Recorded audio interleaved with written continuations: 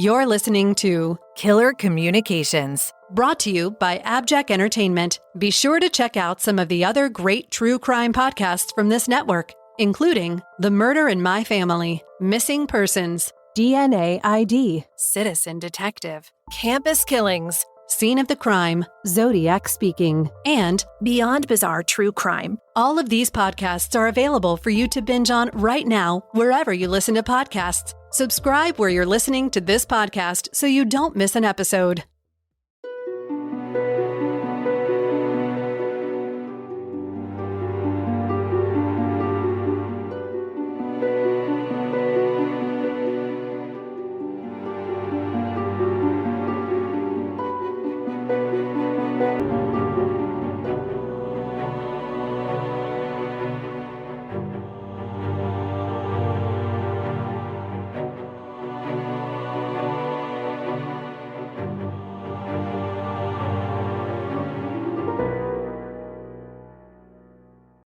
The town of Brighton, England was rocked by a mysterious rash of poisonings in 1871.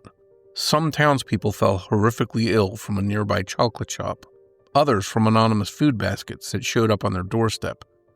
And one tragic day, a 4-year-old boy died after eating a small box of chocolates. No one knew why or how the poisoning started. Was it just a case of bad food, something in the chocolates from the town shop, or was it something more nefarious? Surprising to the police, a series of private love letters would be what cracked the case. Chapter 1. An Affair in Letters. In the fashionable Victorian seaside town of Brighton, a woman by the name of Christiana Edmonds found herself under the care of the town doctor, Charles Beard. While it's unknown what she was seeing him for, he was a surgeon, and she never received an operation. She had been diagnosed in her 20s with hysteria, a catch-all term at the time for women who struggled with nervous episodes. But for whatever reason Dr. Beard was treating her, the doctor lived conveniently across the street from the comfortable upper-class home Christiana shared with her widowed mother. She only had to walk across the cobbled street for her appointments.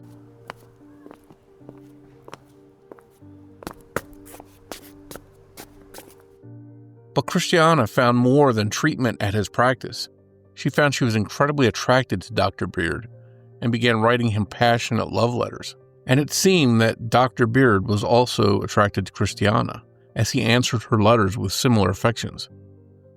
From Christiana's perspective, this was a wonderful development, because at the age of 35, she was still unmarried, which was a detrimental place to be in at her age during the Victorian period.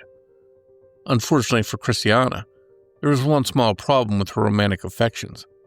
Dr. Beard was already married, though this didn't stop the stream of letters between the doctor and his patient. And while letters may seem fairly innocuous to our modern sensibilities, as there was no proof that the two ever had a physical relationship beyond their written words, the Victorian period was a different time. Any level of intimacy between a man and a woman, including the written word, could be considered infidelity. Dr. Beard stood to lose his stellar reputation in the community should his affair with Christiana ever be discovered. And likewise, Christiana would become a pariah in her society, dashing any hope of a future marriage. With all this at stake, it may be why Dr. Beard sent Christiana a final letter in August of 1871 stating, "This correspondence must cease. It's no good for either of us." Chapter 2. Chocolate Creams. It seemed like the doctor's wife, Mrs. Emily Beard, had no knowledge of her husband's affair, and she readily invited Christiana into the Beard home one September afternoon while Charles was away on business. Christiana presented Emily with a box of chocolate creams from the renowned local confectionery, Maynard's Chocolates. Delighted by the gift, Emily opened the chocolates and ate one of the creams, and Christiana also took one to be polite.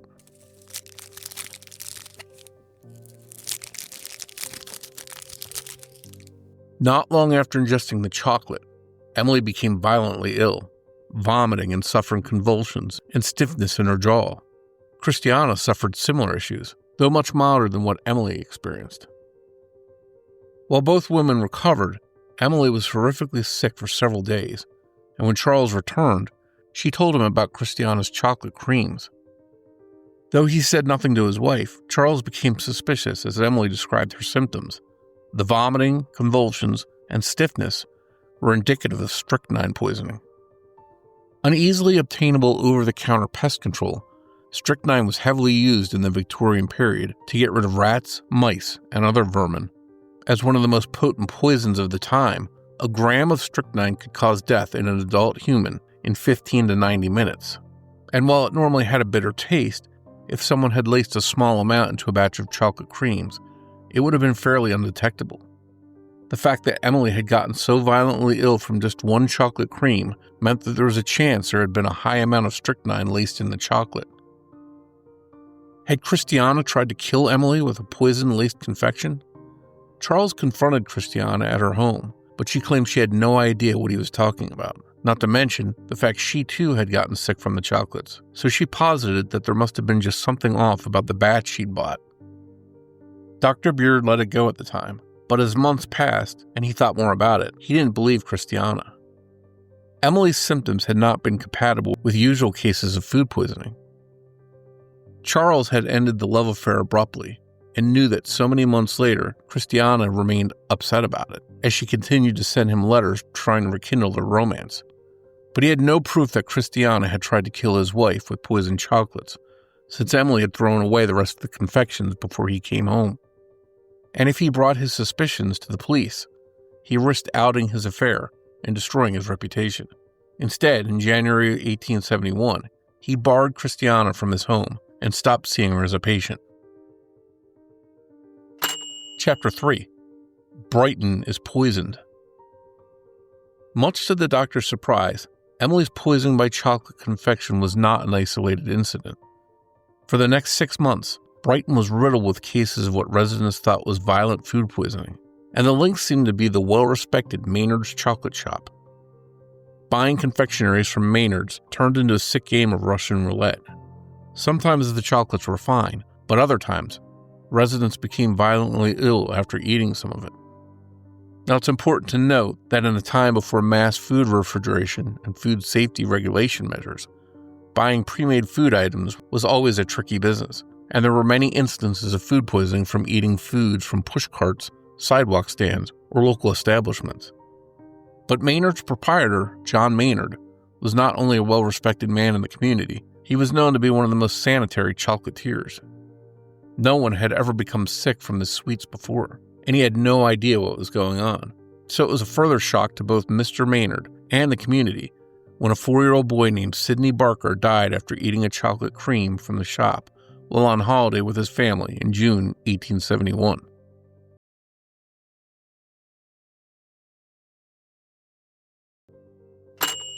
Chapter 4. An Inquest.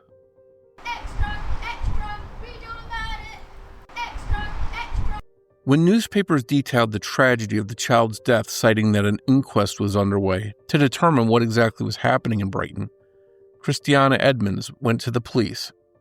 She told them about her own experiences becoming sick from eating Maynard's chocolates, along with how her good friend Emily Beard had become terribly sick as well. She urged them to look into John Maynard. She also wrote several letters to Sidney's family, urging them to sue Maynard for his lethal candies. While it's unclear if the family took Christiana up on her suggestion, the police did perform some basic tests on the chocolate stock and found that some of the creams had been laced with strychnine. Based on the nature of Sidney's death, his symptoms matched poisoning by strychnine, which meant that the chocolate he'd eaten that fateful summer day had contained the lethal substance.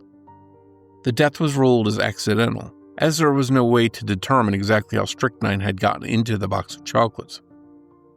John Maynard had no strychnine on his premises and had no idea how it had gotten into his supply. He was cleared of any wrongdoing and simply asked to dump his entire current stock and start fresh. The inquest was closed as an unfortunate accident, and all of Brighton hoped to get back to normal. Chapter 5. Plum Cakes and Care Baskets. Much to the continued horror of Brighton's residents, the poisonings only seemed to escalate. In August, several prominent community members received fruit and cake baskets from an anonymous source in London. I have a delivery for you. When consumed, Anyone who ate from them became grievously ill. Christiana Edmonds herself received one, succumbing to violent vomiting after eating one of the cakes. She contacted police a second time, and when they came to remove the basket for testing, she told them, "How very strange. I feel certain you'll never find it out." The contents of the basket came back positive for strychnine. Only days later, after Charles and Emily Beard announced they were moving to Scotland, a plum cake arrived anonymously from London for them. Suspicious at this point of any food they didn't prepare themselves, Emily refused to eat the cake, but one of her servants did and became violently ill. To Emily's surprise, she found out that Christiana had also received a plum cake the very same day, from the same London address, and it too had been poisoned. Emily told her husband, but Charles didn't find it strange at all. He found it incredibly suspicious. How convenient, he thought, that Christiana seemed to always be getting these poisoned treats. While she was known around Brighton and came from a well-to-do family, she wasn't anyone special. Yet whoever the poisoner was had now targeted her multiple times. It was enough for Charles to finally tell someone about his suspicions. Chapter 6. Letters. Dr. Charles Beard went to the police with the offensive plum cake, and at the risk of incriminating himself for infidelity, he handed over the stack of love letters Christiana had written him during the course of their affair. He explained to investigators about how his wife had been poisoned after eating chocolates gifted to her by Christiana, and how his old lover had done so not long after he'd broken off their correspondence. Could it be that she was responsible for all the poisonings around Brighton? To check that the letters Charles supplied had indeed been written by Christiana, investigators asked her to give them a report of her poisonings in writing. She did so, and when her report arrived, they were able to check her handwriting and signature against the love letters. They were a match, so police knew that the doctor was telling the truth. Next, investigators took the address label from the plum cakes the Beards had received and compared it to Christiana's letters. The handwriting on the label was also a match.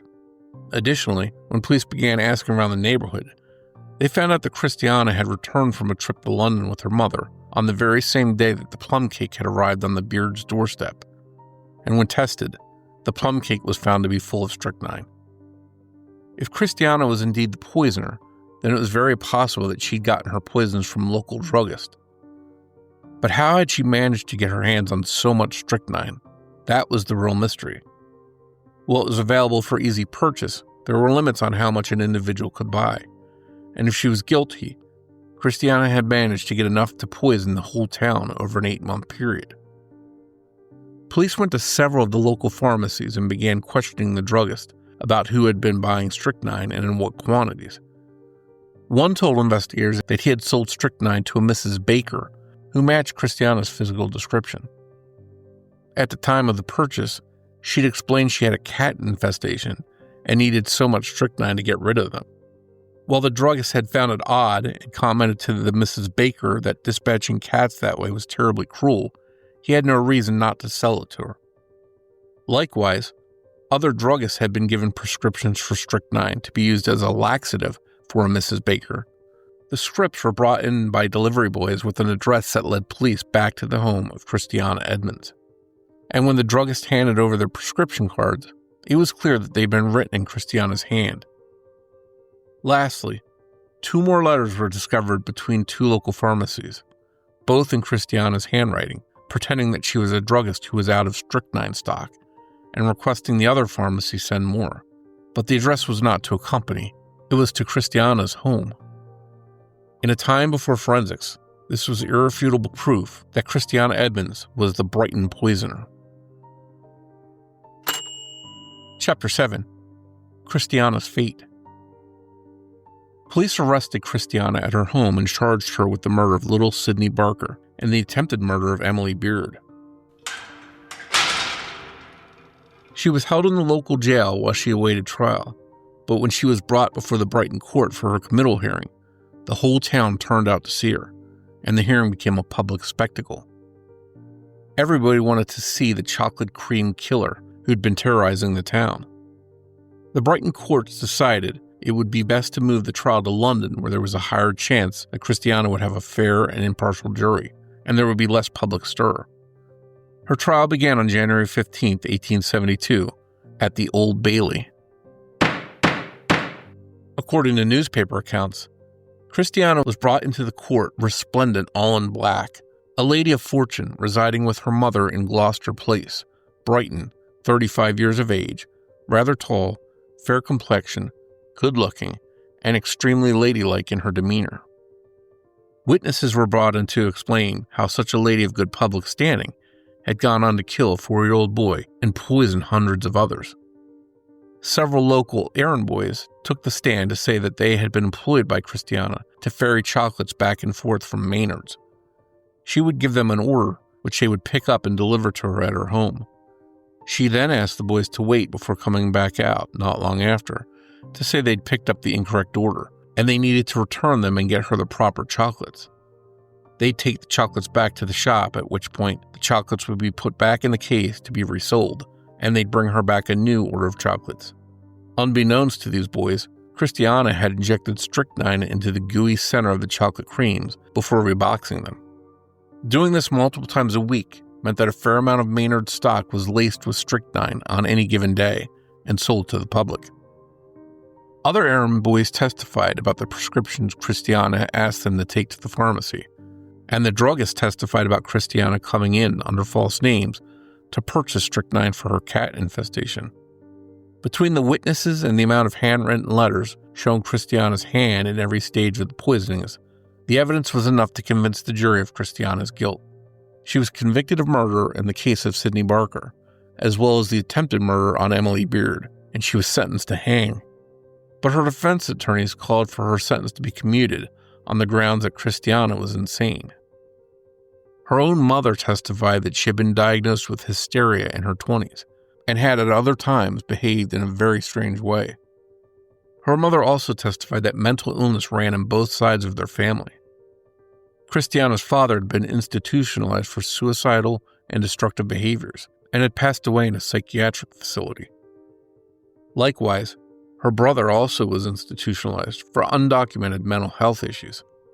Unfortunately for Christiana, the judge was not swayed, and her death by hanging stood as her final sentence. Upon hearing this verdict, Christiana immediately announced that she was pregnant and therefore could not be sentenced to death. But an examination proved this to be a lie, and she was sent to prison to await her execution day. Her defense team wasn't willing to accept this outcome, though, and ordered the head doctor at the Broadmoor Psychiatric Hospital, Dr. William Orange, to mentally examine Christiana and give her a diagnosis. After several days of questioning Christiana, Dr. Orange believed that she had no ability to differentiate right from wrong, calling her morally defective. He deemed her not guilty by reason of insanity and believed she was a suitable case to be treated at Broadmoor. In a surprising and unprecedented move, Christiana's death sentence was overturned by the Old Bailey Home Secretary, changed to not guilty by reason of insanity, and she was committed to Broadmoor Psychiatric Hospital for treatment.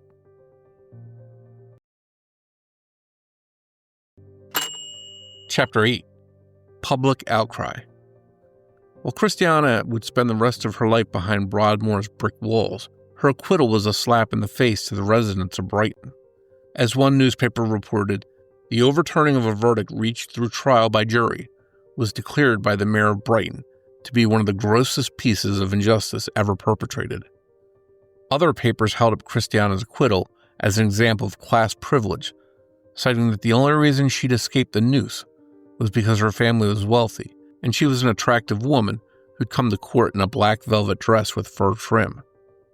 Some blame the court itself, citing a weak secretary has allowed himself to be bullied, to destroy respect for the law by placing the mad doctors above it, and to liberate an immensely numerous class from all fear of legal retribution for crime. The media was especially harsh after finding out that Christiana had also publicly lied about her age for years. The attractive 35-year-old was actually 43 and used extensive makeup, wigs, and false teeth to conceal her true age. In a time in which women wearing any makeup besides cold creams was viewed as obscene, The extent to which Christiana had gone to hide her real age and appearance was another nail in the coffin of her immorality and guilt. Despite the outcry and those demanding justice via the noose, Christiana was sent to Broadmoor Psychiatric Hospital on July 5, 1872, for indefinite care. Reports from the hospital showed that Dr. Orange believed he made the right diagnosis, as Christiana continued to do what he referred to as deceived for the pure love of deception. She often started arguments between other patients and then sat back and watched them explode at each other. In addition, she was found to be hiding contraband in her room and passing secret letters to other patients around the hospital. Likewise, she paraded around any of the male staff and always attempted to get attention, and she continued to wear makeup and wigs up until her death in 1907 at the age of 78. While she would forever be known in Brighton as the Chocolate Cream Killer, Christiana was known in the hospital as the Venus of Broadmoor. She seemed to like the attention and got enjoyment from her antics.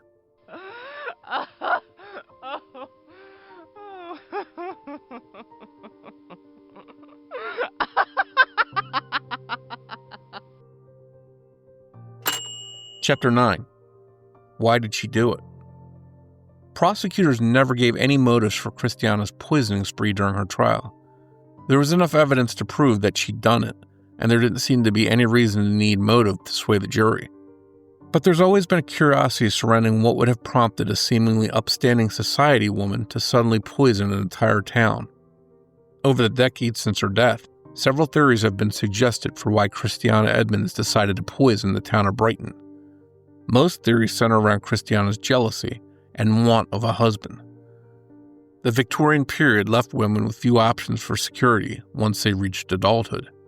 They could either marry well or remain at home under the care of their father or oldest male relative. Since Christiana's father and brother had both been institutionalized, it left her and her mother alone. While we don't know what the Edmonds' financial state was, it's possible that Christiana needed to find someone to marry in order to secure financial stability for herself and her aging mother. She also may have just wanted to be married, as single women in Victorian society were heavily looked down on. Even at her false age of 35, Christiana would have been considered a spinster and well past the age of an attractive match for a bachelor. So when Dr. Charles Beard showed her any little affection, it's possible that Christiana took this as a sign that she might be able to be a married woman. When it became clear that Charles would never leave his wife, Christiana may have become jealous and tried to poison Emily to get her out of the way. While this theory works well in explaining her continued tries to poison Emily, it doesn't account for the rest of Christiana's behavior. Some have theorized that when Charles confronted Christiana about the first poisoning, she felt she needed to do something to get the pressure off of herself, so she devised a plan to make it look like Maynard was the guilty party.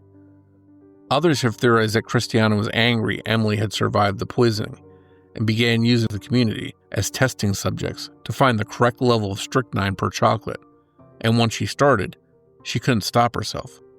But most agree with Dr. Orange that Christiana most likely suffered from a debilitating mental illness that made her a danger to the public. Today, she may have been diagnosed not as insane, but as a psychopath, with the possibility that Charles' ending of their affair made her snap. Christiana never spoke of any motive herself, nor did she ever show signs of remorse for her actions, so we can never truly know what prompted her to poison the town of Brighton in 1871. We can only speculate. Audience invitation. What do you think the real motive was? Was Christiana insane, or was she a jealous woman hoping to off her paramour's wife? Did she deserve to be hanged for her actions as the public wanted, or was it correct to hospitalize her? We'd love to hear your thoughts. Drop us a review or chime in on social media and let us know. Is there a case or an unexplained communication you'd like us to cover? Please take the time to rate and review the show, and in your comments, tell us what case you'd like us to tackle. You can also follow us and reach us on social media. We're on x.com at KillerCPod, and on Facebook at facebook.com/KillerCommunicationsPodcast. And be sure to check out our website, KillerCommunicationspodcast.com. Killer Communications listeners, If you want to support this show and get access to things like ad-free listening, early release episodes, and any bonus content, consider supporting us with an AbJack Insider subscription through Apple Podcasts. For $4.99 a month or $49.99 a year, your AbJack Insider subscription will not only unlock all these great benefits for this show, but for every podcast on the AbJack network of indie podcasts. Get your AbJack Insider subscription started with a free trial. Simply head over to Apple Podcasts and search for AbJack Entertainment, and you'll find the option to set up and unlock your subscription and start enjoying all the benefits of being a subscriber. We'll also include a link in the show notes. Your support is greatly appreciated. Just a heads up, new episodes of Killer Communications air every other Saturday. Thanks for listening, and we hope you'll join us on the next episode of Killer Communications. Killer Communications is narrated and produced by Mike Morford for AbJack Entertainment. It's researched and written by Abagail Belcastro. Be sure to visit the show's website, killercommunicationspodcast.com, for past episodes, social media links, show news, and more.